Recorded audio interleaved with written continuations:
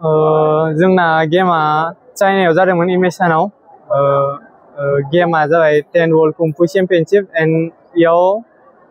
more than 5,000 plus players दंमोन ओमफ्राय 53 plus country जोंना इदि माने कम्बेट फाइटिं नङा ओमफ्राय डेमनस्ट्रेशनसो नालाय ओमफ्राय गावबा गाव फारि फारि आरोना ओमफ्राय पइन्ट हिसाबैसो 8.790 बेसेबां पइन्ट 8.790 आइ बाबा कोच एन्ड एसोसिएशन एन्ड आंनि गासिबो सापर्टारफोर खस्थ' खालामनायाथ' खालामदों गोदो आगोलनिफ्रायनो खस्थ' खालामबोबाय थानाय ना आंना इयो फार्स्ट इन्टारनेशनेल मेट्समोन आरो बेवहाय फंबाया सिलभारनि मेडेल देरहानो हादों फार्स्ट इन्टारनेशनेल ओमफ्राय फार्स्ट मेडेल सेकेन्ड सिलभार जेन'बा दा आंनि फिसाया गुबुन जायगायाव गेलेहैदोंमोन नालाय बेनिखायनो जों न'खरनि आरो गामिनि एसोसिएशननि जानानै जों बरायनो फैदों फिसायादि गेलेनानै सेकेन्ड प्राइज मोनबोदों जों बेखौ गोजोननायबो मोनदों जेन'बा जों बिदिनो खस्थ' खालामनानै थाखा फैसा जमा खालामनानै फिसाखौ जों गेलेनो हगार हरदोंमोन दा जोङो बेखिनि रांखौ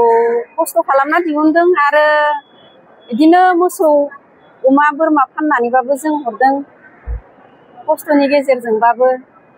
माने हरदोंमोन दा जेन'बा बेफोरबायदिनो मोजांनि सायाव मोजां गेलेलांनो हायो जोंबो बेखौ लुबैयो आरो जों इसोरनि सायाव आर'ज खालामो जोंनि फिसाया बिदिनो मालाबाफोर गेलेनो थांबावबा बिदिनो देरहासार जानानै फैथों बिदिनो सरकाराथ' गोजौनि सरकारफोरा जेन'बा सारमोना अननानै जोंखौ गैयि न'खर हिसाबै सहाय होयोबा जों मोजां मोनगौमोन गेलेनायाव दावगाबावनो हाथों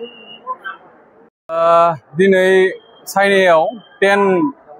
कम्फु चेम्पियनशिप गेमाव बिथां कमल कुमार बर' बिथाङा दिनै गेलेनानै नैथि बान्था मोननो हाबाय जोंनि हारिनि थाखाय हादरनि थाखाय जोबोद बाख्नायथावना खामानि बेफोरो दा लोगोसेनो बिथांनि देरहानायाव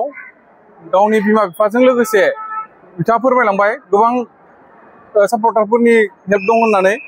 नाथाय बेबायदिनो बिथांनि गेलेनायाव आरो इयुनाव जेन आरो दावगाबावनो हायो बिनि थाखाय जोंनि बिटिसि गभर्नमेन्ट आसाम गभर्नमेन्ट आरो भारत गभर्नमेन्टनिफ्राय जोङो बिथांनि न'खरनिसिम फाइनान्सियेल एसिस्टेन्ट आरो बिदिनो बायदि रोखोमाव हेल्प मोनगोन होननानै जों आसा खालामनाय जायो आरो दा बिथांखौ बरायनो मोननानै जों गोजोननाय मोनदों बेखिनियानो जों गामिनि जानानै फैबाय बिथांखौ बरायनो थाखाय दा गोजोननाय मोनदों